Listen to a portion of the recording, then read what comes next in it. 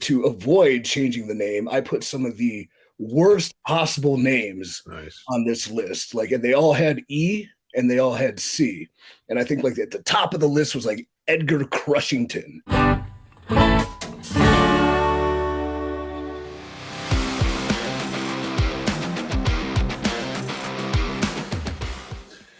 What's going on, everybody? This is the Wrestling Outlaws. I'm Dr. Chris Featherstone. You call me the sheriff, ladies and gentlemen, because I got two outlaws here. They got to keep the reins on and make sure that they don't get too chaotic. But it happens I'm shooting. Week. I'm already shooting. Already shooting. I gotta get my guns and my arsenal ready for these outlaws. But you know, hey, look, they're here. They're more vigilantes. They're more vigilantes. They're on the good side. So we're heroic in a sense. Yes, indeed. I'll say anytime you get us together, it's like the end of Tombstone. You know. Yeah. I'm Doc Holliday. He's Kurt Russell. Yep. Indeed. I'm the former WCW World Champ. Yes, indeed. He is the former WCW World Heavyweight Champion. And as my friend Brock Bart would say, and a dadgum thing you can do about it. Let me put a poll on, even though I don't ever look at comments or anything at all online. If I were to bring my Uncle Vince Russo onto a show I promoted, would it draw? Answer below in the comments. Yes, indeed. Yes, indeed. I'm sure that there will be a lot of people that would watch. You know, here's the thing. People talk about Vince Russo so much. But guess who's going to watch the show against the Vince Russo they can't stand? The same person who talks about Vince Russo is the same person who's going to watch the show when he comes in for EC3. So choke on that, slap nuts, as Jeff Jarrett. Yes, there you go. Yes, indeed. All right, let's shoot. Go ahead, Beast. What was a slap nut? I still, like, after years and years and years and just die hard. I just saw a headline for one of his shows the other day where he explained the origins of that, because I don't even know what that. I that was all his. I have no idea where he got it from. It was catchy. It was catchy. Yeah, it was good. It was good. Indeed. Let's start off. Let's shoot from the hip. Speaking of EC3 shooting, let's shoot from the hip, ladies and gentlemen. So this is an interesting question. Shout out to Riju, who posed this question. This is actually a pretty interesting question. How did you and AJ Styles get to keep your name in WWE when Sami Zayn, of course known in the Indies as El Generico, with the Brain Buster, and Kevin Owens, who of course Kevin Steen is his name, they had to change theirs? Like, what was the rhyme and reason of y'all keeping y'all's, but them changing theirs? We'll start there. It's a two-parter. Yeah, for me personally, during Impact and seeing the constant swing of ownership and management, and God only knows, like, I created myself as sort of a brand, you know. And Ethan Carter III was Impact, but it was hearkened to EC3. So I just trademarked EC3 because it's me. So I always knew I would have that to rely on, and that brand and that name, and I can do anything with it outside of that. So I trademarked EC3. When I went to NXT, they asked if they want to change the name, or can we change the name? I'm like, I don't really want to. I mean, it's 3 characters, like, it's easy to chant. It has recognition, you know, it's cool as hell. So they said, well, just throw some names on a list. And I said, okay. So to avoid changing the name, I put some of the worst possible names on this list. Like, and they all had E and they all had C. And I think like at the top of the list was like Edgar Crushington. And they were just like, this is whatever, just go ahead. So I think having that trademark, and I came in at a different time when, you know, NXT was bringing in other people, like Johnny Gargano stayed Johnny Gargano, Adam Cole stayed Adam Cole.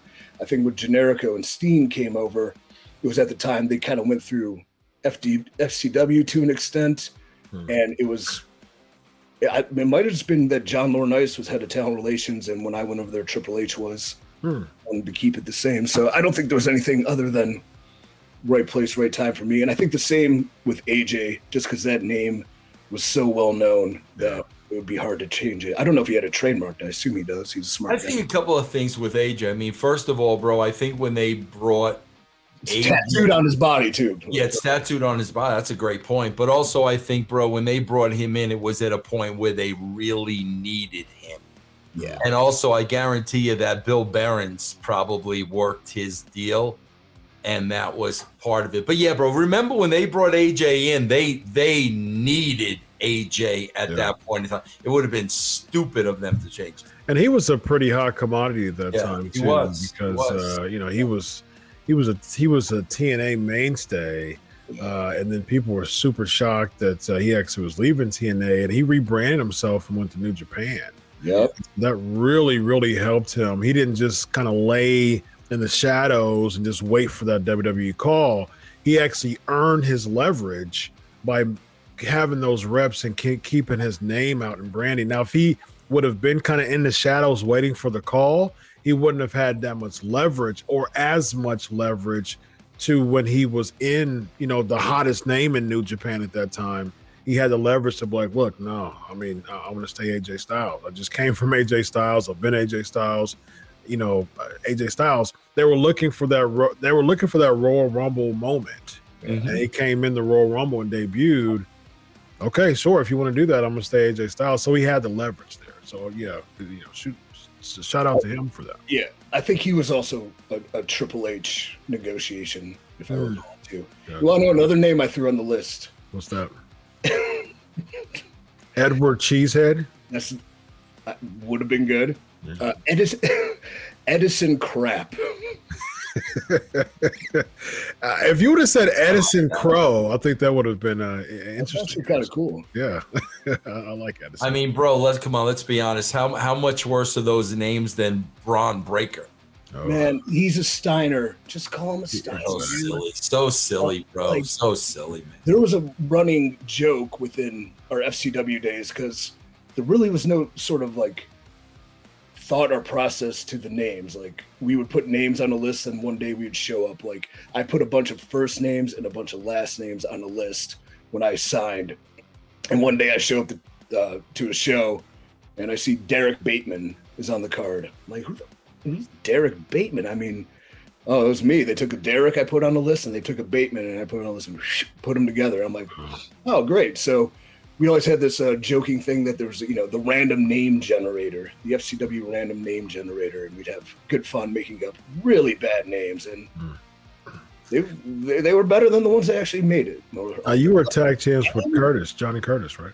Yeah, Johnny Curtis. Johnny Curtis, he looked like a Johnny Curtis. That's kind of a cool name. Yeah, he did. Dang, you should trademark Edison Crow, man. That should be the EC and EC3 from now on, man.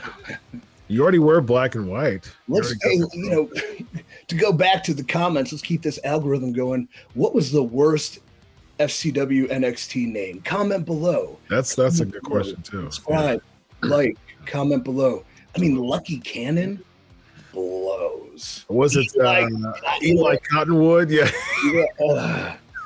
That was horrible, man. Dude, Michael McGillicuddy was not Joe Henning's suggestion either. But he showed up and he was Michael McGillicuddy, and I believe that was some sort of reverse rib that Vince had on the late Kurt Hennig through his son, because there's some tie into the name McGillicuddy. Whatever happened to him, bro?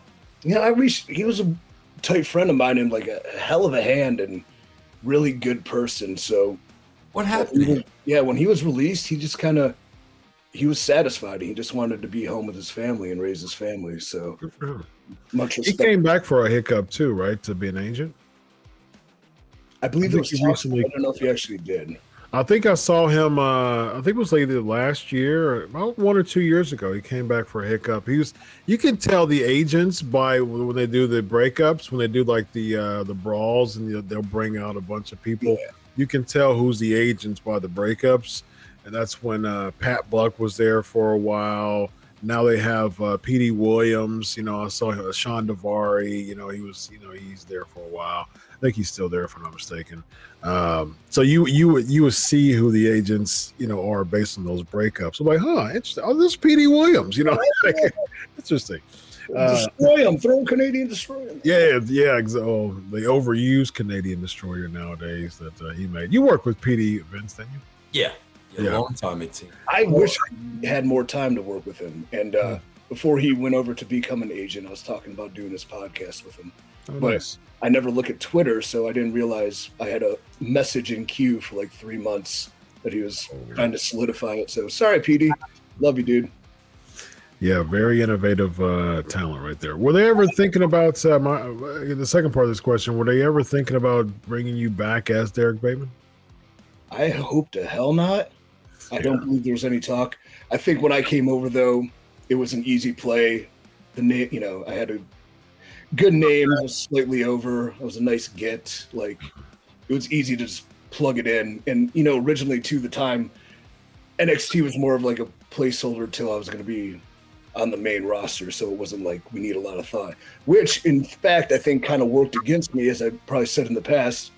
When you don't have anybody advocating for you or that is responsible for, in a way, creating you or can claim credit for creating you, you don't have as many, advocates within meetings and things like that, because nobody is sticking up for you because they don't have any benefit short of, well, I like him, he's good, but if they have investment into you personally that they can not claim, but are responsible for your growth and your performance, then you have more advocates.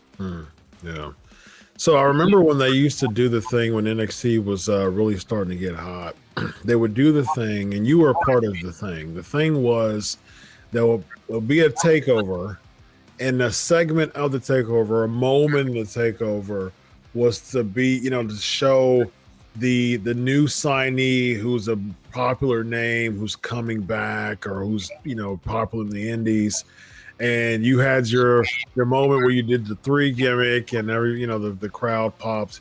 Who came up with that moment and that segment and place it there? Who was the mastermind behind it? I guess it'll just be probably Paul Trips. Did they tell you where to sit to?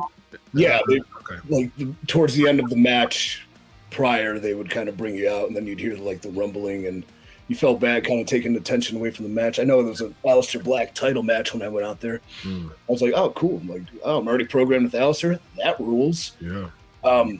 There were 4 of us when I debuted, though. So we had the Viking Raiders, the War Machine, and then we had Ricochet. And, dude, I had this instinct. I had my intuition to text Ricochet, hey, dude, what color suit are you wearing? But then I was like, he's not going to wear a maroon suit. I'm the only one bold enough to wear a maroon suit. Then I show up to the building, and he had a maroon suit on, and I was just like, good luck, dude. Yeah, you worked with Vince. You worked with Ricochet too when he was Prince Puma, right? In Lucha Underground. No, I never worked at Lucha Underground. I thought you had some. No, that's that was the Joseph, right? Yeah. I met him there. I never worked with him. So you met. How did you meet him there? Just I went to a show. Oh, okay. So you went to a show. I went to a show. Yeah. Okay, gotcha. Yeah. So yeah, he was Prince Puma, man. He was making some big noise in Lucha Underground under the mask, and my good friend Marty Elias was there and working with it. Y'all ever work with Marty Elias?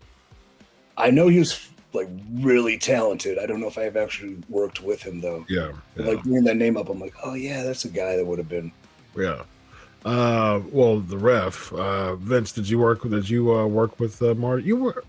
Were you there when Marty was there? Marty Elias? I don't know. The referee. I don't know who he is. He refed Taker and Sean at 25. Yeah, I was. You weren't there, but yeah. But you've seen the match, right?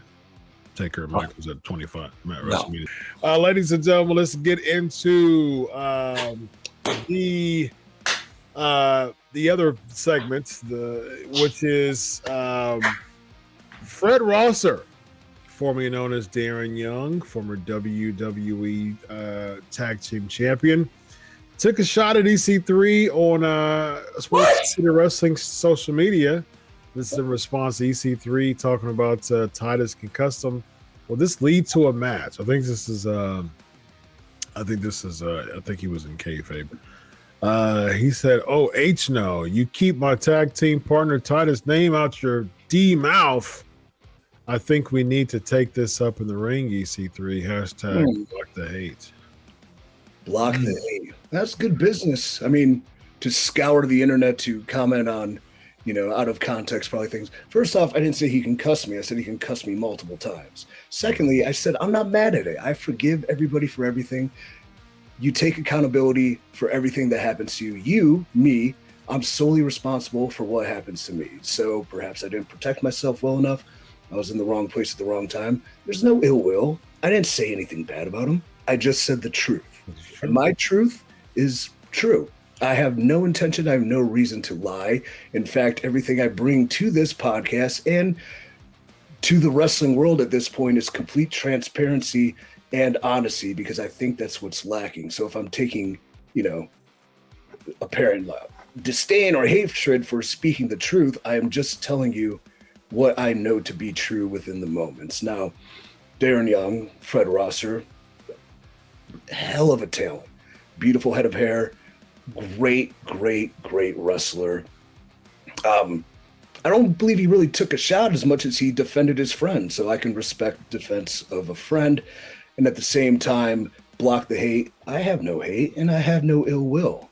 But if it's a match Fred Rosser seeks, well, it's a match he can have.